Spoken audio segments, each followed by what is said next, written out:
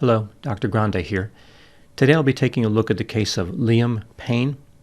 This case occurred on October 16, 2024, so just 2 days ago from the time I'm making this video. There have been a number of media reports, so the picture is kind of coming into focus about what happened, but some of the elements are still mysterious. I'll start with the background, I'll move to the timeline of the incident, then offer my analysis. Liam James Payne was born in Wolverhampton, England. He lived with his father, Jeff, and his mother, Karen. He also had 2 older sisters. As a child, Liam was frequently ill. When he was 4, physicians figured out that one of his kidneys was damaged. There was some scarring. In school, Liam had an interest in music, and when he was 12 years old, he joined the Pink Productions theater company. He appeared as Tony Manero in a production of Saturday Night Fever, the same character famously played by John Travolta in the 1977 movie. In 2008, Liam participated in the British reality television music competition, The X Factor. This is a big show in England, and there's a lot of competition. A lot of people want to be famous. They want to win and become some type of musical talent. Liam was rejected, but told to come back in 2 years. Simon Cowell, the well-known record executive, is a judge on the show, and this is what he told him. When Liam returned in 2010, he was rejected again, but not before thoroughly impressing the judges, including Simon Cowell. Liam was encouraged to join 4 other solo participants and form a boy band. So we had 5 people here that had lost or were going to lose, so the idea was they come together and they could compete under the group's competition. So they were no longer solo artists or no longer solo participants, but they were looking for a group title. This group, which was called One Direction, went on to place number 3 in the competition. So even after they formed this group, they didn't win. However, things were going well for the band. They signed an agreement with a media company owned by Simon Cowell. In 2012, they released their first album titled Up All Night, which had phenomenal success.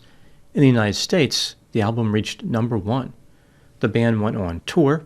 When the tickets went on sale, they were gone in just a few minutes. Fans could not get enough of this new boy band. Later that same year, they released their second album, which was also a massive success. The tour following this album earned $114 million in gross revenue. The third album came out in 2013. The tour after this release grossed One Direction $290 million. When the band released their fourth album, they became the only band in history to have their first 4 albums debut at number 1 on the Billboard 200. One Direction seemed unstoppable. They had skyrocketed to fame and fortune. Their 5th album was released in late 2015. In 2016, One Direction went on a break. By this point, one of the band members had already left to pursue a solo career. One Direction would never return from this break. The group disbanded. Liam did not let this slow him down. He launched his solo career in 2017. After having success with a few singles, Liam released his first studio album in late 2019. It was kind of a disappointment compared to his success with One Direction, but he still made quite a bit of money. In June 2022, Liam appeared on a podcast hosted by the controversial social media influencer Logan Paul. During the interview, Liam criticized one of his former bandmates, claimed that he was the first member of One Direction, and said that his debut single had outsold the first solo songs by his former band members. Later, Liam apologized, but the damage had been done. Many fans turned against Liam and referred to him using impolite terms like loser and has-been. Later, in 2023, he ended up going into a substance use rehabilitation program where he stayed for 100 days, completing the program in July of that year. Liam scheduled a tour, but it was postponed in August after he ended up in the hospital with a kidney infection. Now let's take a look at the timeline of the incident. On September 30, 2024, Liam Payne arrived in Argentina with his girlfriend Kate Cassidy, purportedly to take some type of vacation. On October 2, he attended a concert of a former bandmate who was performing in Argentina. On October 14, Liam's girlfriend, Kate, left Argentina, but Liam remained behind. He checked into a third-floor room in the Casa Sur Hotel in Buenos Aires. On October 16, Liam posted several videos and images on Snapchat. He indicated that he was happy to get some time away. A few of the posts were images that had been captured sometime earlier. The last image he posted was from August 2023. He was standing next to Kate Cassidy in swimsuits. At about 5 p.m., the manager of the hotel called the police and reported an aggressive guest who was high on drugs and alcohol. The manager indicated the man was smashing up his entire room. This room had a balcony, and the manager was afraid the guest could do something which would put his life at risk, meaning the life of the guest. At 5:04 p.m., Liam traveled off the balcony of his room and slammed into the courtyard below. It's not clear if he fell off the balcony or was self-propelled, but either way, this was a bad idea. The distance to the courtyard was about 45 feet. 31-year-old Liam Payne sustained multiple traumatic injuries and was pronounced dead at 5:11 p.m. by first responders who arrived just a few minutes after his trip. In Liam's hotel room, the police found several energy supplements and medications, including the benzodiazepine clonazepam. The brand name here is Klonopin. The police found aluminum foil, a lighter, and burn marks on a wooden table. In the bathtub, there was more aluminum foil, and there was a burnt candle. In the courtyard not far from Liam's body, a whiskey bottle was recovered. At the time I'm making this video, the investigation is ongoing. According to the National Criminal and Correctional Prosecutor's Office, Liam may have been unconscious or semi-conscious when he made his trip. He made no effort to protect himself during the fall. It sounds like they're saying that his reflexes weren't functioning. If he was conscious, he should have put his arms out to block his fall. In a conflicting report, the police indicated that Liam jumped. It's not clear if the authorities will ever be able to figure out exactly what happened, but Liam was alone in the room before the incident, and he had no defensive wounds on his body. Now moving to my analysis. Here are my thoughts on a few areas that stood out to me in this case. Item number 1. Not long after the band One Direction formed, Liam began consuming excessive quantities of alcohol. He had 100 days of sobriety in 2023, as I mentioned, but outside of that, his use was pretty much uninterrupted. He managed to disguise his use for a short time, but for many years his alcohol consumption was not only obvious, it was deeply worrisome to people around him. There were a few bizarre incidents that Liam was involved in, like times when he was speaking in public, where clearly something was amiss. Item number 2. After the breakup of the band, Liam became somewhat lost. He launched his solo career, but he didn't have the kind of success he was hoping for. This was not really a continuation of his One Direction level fame. After the debacle on Logan Paul's podcast, where Liam made grandiose and self-serving remarks, Liam posted a video saying that he was angry and he looked outward instead of looking inward to address the anger. He also implied he was worried about obscurity. He was scrambling to stay relevant. So there's the sense here that Liam was trying to gain insight. He was trying to figure out what was going on in his life. At one time during his career, Liam felt as though he had too many fans. For instance, he was frightened to leave hotel rooms. So the fans were piled up outside, they were screaming and yelling, and this was scary for Liam. Toward the end of his life, Liam was searching for fans. He would have welcomed a return to the time when fans were screaming outside his room. Despite not having a staggeringly successful solo career, Liam had still achieved unbelievable financial success during his career. His net worth was over $50 million. Item number 3. There were several stressors acting on Liam during his final days.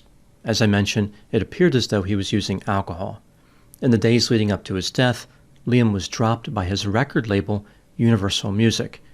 His career was imploding.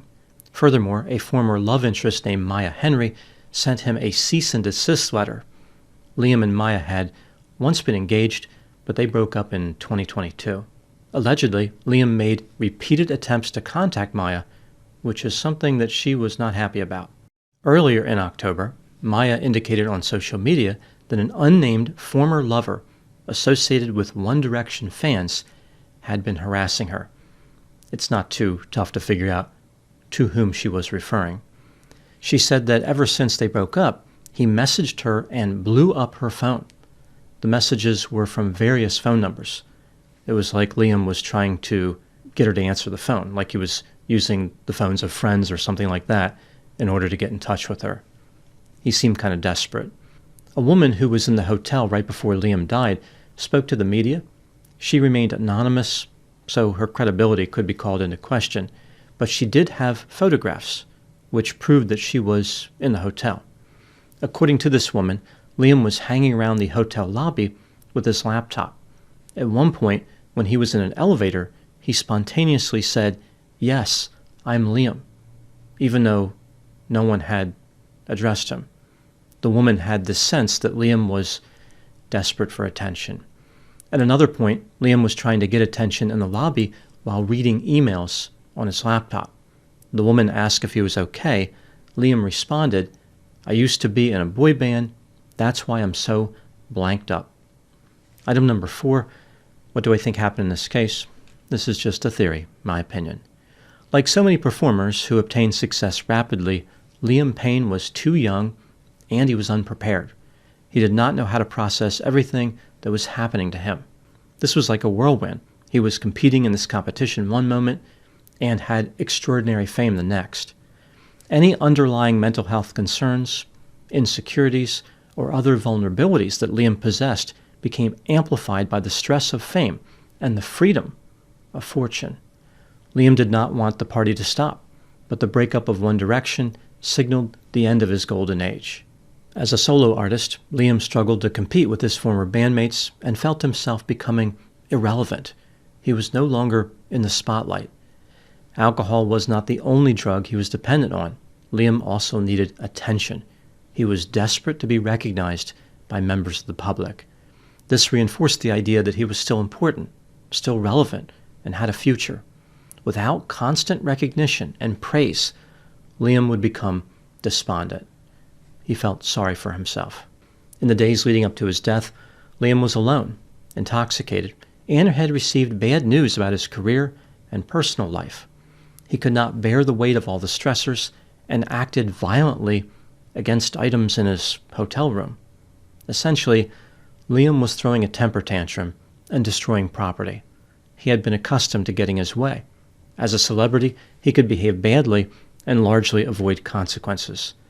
This time, however, Liam was too rambunctious, animated, and impulsive. He launched himself over the balcony railing to his death. It's possible that Liam did not fully understand what he was doing, but most of the time when a person goes over the railing of a balcony, it is because they were trying to accomplish that goal. It's worth considering, of course, that Liam's death was accidental. Maybe he was just running into things violently and flipped himself over the railing, like the railing wasn't going to give. He could break a television, he could break other items, but railings are built pretty well. They're pretty sturdy. The railing is there to protect someone from gravity. Playing with gravity is not wise. It doesn't change, and it always moves in the same direction. I think at least part of the problem in this tragic case is how Liam lost perspective. When One Direction disbanded, he viewed himself as going in the wrong direction. In his mind, he was a failure. To compensate, he tried to boost his standing by making false claims about his success. When this backfired badly, he only became more desperate to find a path back to the glory of the old days. Liam may not have been as successful as his former bandmates, but he was still extremely wealthy and popular. There were a lot of reasons to live. Liam had plenty of time to rebuild his career, and he had enough money, practically speaking, to do whatever he wanted. This reveals the insidious and corrosive nature of fame. Being a wealthy celebrity was no longer enough for Liam. He wanted to be restored to his peak popularity. In a sense, he was chasing his first high. This is a common occurrence with substance users. They always crave the feeling of the first time they used this drug. I've seen this many times when working with people who used heroin. The first time they used heroin, they felt incredible. Nothing they had ever felt was like it. The next time they used it, it wasn't quite as good. It still felt good, but not quite as good. It wasn't as good as the first time. So they spend their entire lives, or many years at least, chasing that first experience, trying to get back there, using more heroin, using under different circumstances, mixing other drugs in, doing whatever they can to recreate that magic moment. But that moment will never come back. They will never get the first high. That was a one-time thing. Most people will run out of resources in their efforts to chase that first high. But celebrities have a lot more resources. Liam's wealth and the freedom it afforded worked against him. These factors amplified his ability to be self-destructive. Ironically, Liam didn't think he was famous enough, yet his death proved that he was too famous. In addition to his musical accomplishments, Liam will be remembered for his tragic death. His life story has been incorporated into a familiar, cautionary tale for anyone chasing fame. His death is added to a long list of substance use-facilitated celebrity deaths. For example, Amy Winehouse, Chris Farley, Jim Morrison, Jimi Hendrix, Brittany Murphy, Dana Plato, Kurt Cobain, Janis Joplin, Michael Jackson, River Phoenix, Philip Seymour Hoffman, Whitney Houston, and Heath Ledger. Maybe Liam's tragedy can prevent more pain. Up-and-coming celebrities should take note when Liam says, "Here is the story of my life." Those are my thoughts on the case of Liam Payne. Thanks for watching, and I'll talk to you soon.